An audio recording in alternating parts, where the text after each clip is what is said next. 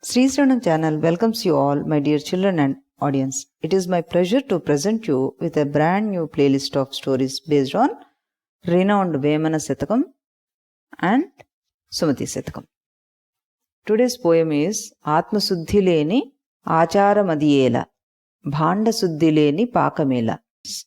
This poem is recited by Kiranmai. Let us listen to her.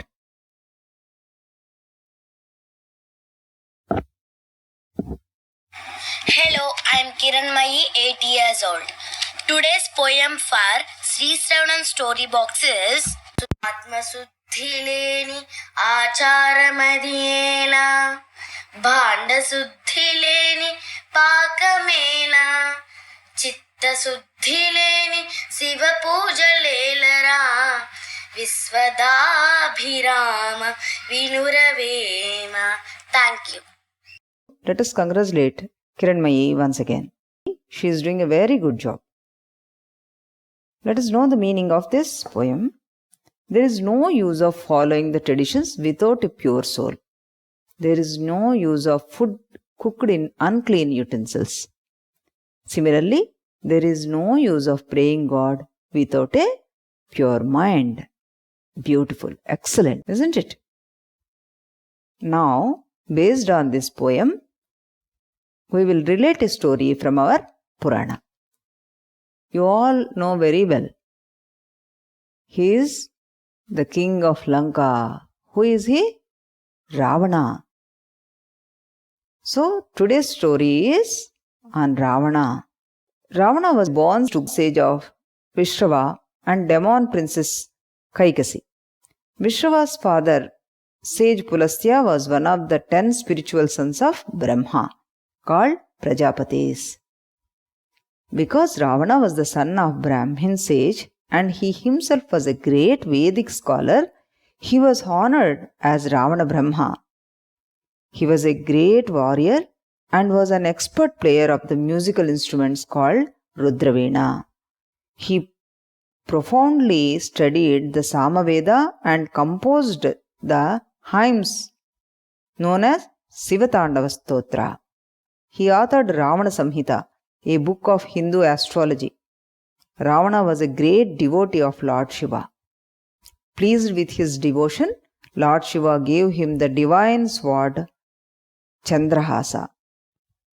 Despite his achievements and being staunch devotee of Shiva, Ravana possessed evil qualities and used to go to any extent to achieve what he wanted. He seized the beautiful island of Lanka from his brother Kubera.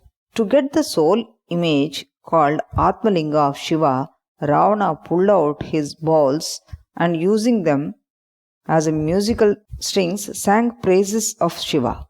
Shiva gave him the Atmalinga but cautioned him that if he was placed down anywhere, it would get established there itself. The gods were worried about God's Atmalinga going into hands of a demon and they requested Lord Shiva's sons Ganesha to protect it. When Ravana was returning to Lanka and passing through a sea bay, Ganesha appeared before him as a small boy. As it the time for Ravana's evening prayer, Ravana requested the boy to hold the linga till he completed his prayers. When Ravana was midway through the prayer, the boy called him to come back. Even before Ravana could reach the place, the boy kept the linga on the sand. The linga got fixed at the place and Ravana could not take it to Lanka. Thus, Ganesha protected the Shiva's Atmalinga from the evil-minded Ravana. Once impressed by Ravana, Lord Shiva asked him to seek a wish. Ravana saw goddess Parvati and asked Shiva to gift her to him. Lord Shiva had to agree as he offered the wish. However, sage Narada deluded Ravana into believing Mandodari, the daughter of King Mayasura, to be Parvati and got Ravana wedded to Mandodari. Ravana once tried to woo a beautiful woman, Vedavati. Enraged Vedavati cursed him that she would take rebirth to destroy him and jumped into fire and immolated herself. Later, she was born as Sita and was married to Srirama. When Rama and Sita were in the forest during their exile, Ravana abducted Sita and forced her to marry him. Rama, with the help of the monkey army, attacked Ravana and killed him by shooting an arrow. Though Ravana was a great devotee, learned and powerful, he was selfish and his heart was not pure. He was overpowered by desires to own everything he wanted, which finally led him to death. The moral of this story is, mere prayer is not enough. The soul should be pure. Citta Suddhi lEni Sivapooja lElaraa. Hope you enjoyed the story. Tomorrow we will meet again with another beautiful story based on this vEma Sataka or Sumati Sataka. Till then, bye-bye. Srisravanam ఛానల్కి చిన్నారులందరికీ శ్రోతలందరికీ కూడాను మరొకసారి స్వాగతం. రావణుడు విశ్వవసుడికి కుమారుడు, కైకసి వాళ్ళ అమ్మ. విశ్వవసుడు పులస్తుడి కొడుకు. ఈ పులస్తుడు బ్రహ్మ పుట్టించిన ప్రజాపతుల్లో ఒకరన్నమాట. బ్రాహ్మణ వంశంలో పుట్టినందు కారణంగా రావణుడు వేదాలన్నింటినీ చక్కగా నేర్చుకున్నాడనమాట. అందుకే అతనికి రావణ బ్రహ్మ అని కూడా పిలుస్తారు. ఆయన వేదాలు నేర్చుకోవడమే కాదు, గొప్ప యుద్ధ నైపుణ్యత కలిగిన వాడు. అలాగే చక్కగా రుద్రవీణ అనే దాన్ని వాయించగల శక్తి ఉన్నవాడు. అలాగే అతను సామవేదాన్ని చాలా అద్భుతంగా ఆలపిస్తాడట. అతను చేసిన స్తుతి శివతాండవ స్తోత్రం అన్నది కూడా మనందరికీ బాగా తెలిసిన అది. అలాగే అతడు రావణ సంహిత అన్న పుస్తకాన్ని కూడా, జ్యోతిష్ శాస్త్రాన్ని రాశారు ఆయన. రావణ బ్రహ్మ గొప్ప శివభక్తుడని మొదటి నుంచి మనం చెప్పుకుంటున్నాం కదా. ఆయన యొక్క శివభక్తికి శివుడు ఎంతో మెచ్చి అతనికి ఒక మంచి ఖడ్గాన్ని ఇచ్చారట. దాని పేరు చంద్రహాస. ఇన్ని సాధించిన ఈ వ్యక్తి నిశ్చలమైన భక్తితోటి శివుణ్ణి ఎప్పుడూ ఆరాధిస్తూ ఉండేవాడు. అయితే ఇవన్నీ ఉన్నా కూడాను అతనిలో ఒక రకమైన అహంకారం ఉండేది. ఆ అహంకారంతో అతను పతనమయ్యాడనమాట. బల సంపన్నత సంపాదించిన తర్వాత తన అన్న అయిన కుబేరుడి దగ్గర నుంచి లంకా రాజ్యాన్ని లాగేసుకున్నాడు. ఆ తర్వాత అతని హద్దులు ఎంతవరకు వెళ్ళిపోయాయంటే, శివుడి ఆత్మలింగాన్నే తీసుకోవడానికి భయంకరమైన తపస్సు చేసి ఆయన ఆత్మలింగాన్ని తీసుకుని వచ్చేస్తున్నట్ట. దేవతలంతా కూడా భయపడిపోతూ ఉంటే నారదుడు ఒక చిన్న ఉపాయం వేసి గణేశుడికి చెప్పారట.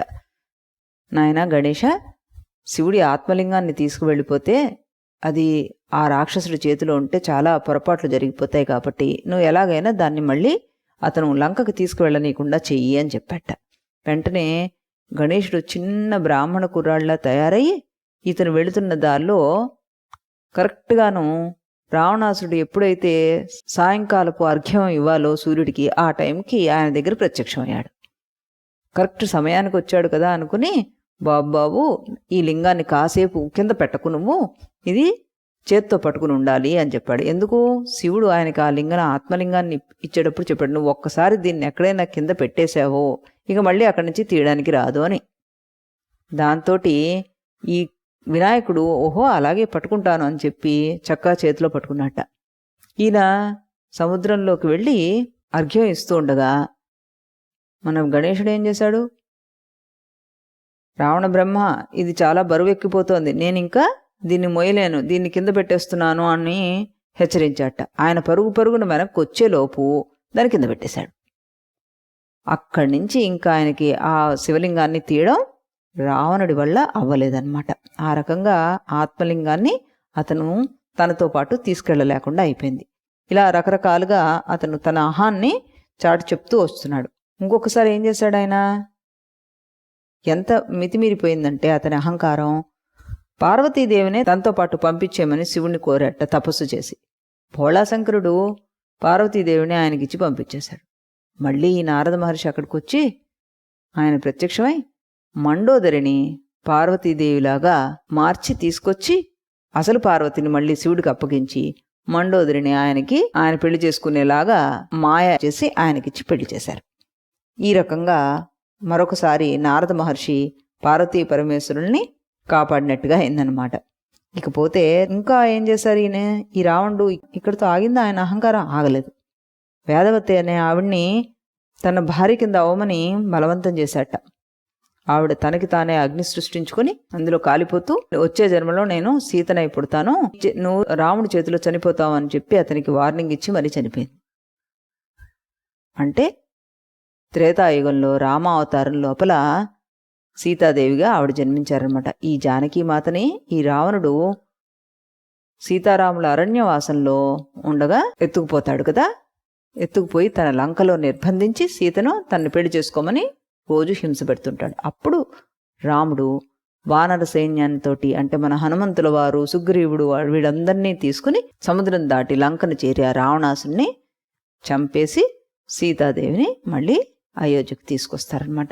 ఈ రకంగా రావణుడికి ఎంత భక్తి ఉంటే ఏమిటి, ఎంత గొప్ప శక్తులు ఉంటే ఏమిటి, ఎంత జ్ఞానవంతుడవుతేనేంటి, ఆచరణలోకి వచ్చేసరికి అన్నీ తప్పులు చేశాడు. ఆత్మలో శుద్ధే లేదు అతనికి.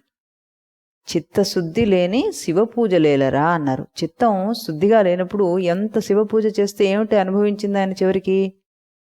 కాబట్టి ఏది నేర్చుకుంటున్నాము, ఏది చేస్తున్నాము దాన్ని చక్కగా ఆచరణలో పెట్టాలి, కానీ దుర్వినియోగం చేయకూడదు. ఇదన్నమాట ఇందులో మనం నేర్చుకోవాల్సిన నీతి. చక్కగా పాడింది కిరణ్మయి. మళ్ళీ రేపు మరొక మంచి కథతో కలుద్దాం. అంతవరకు సెలవు.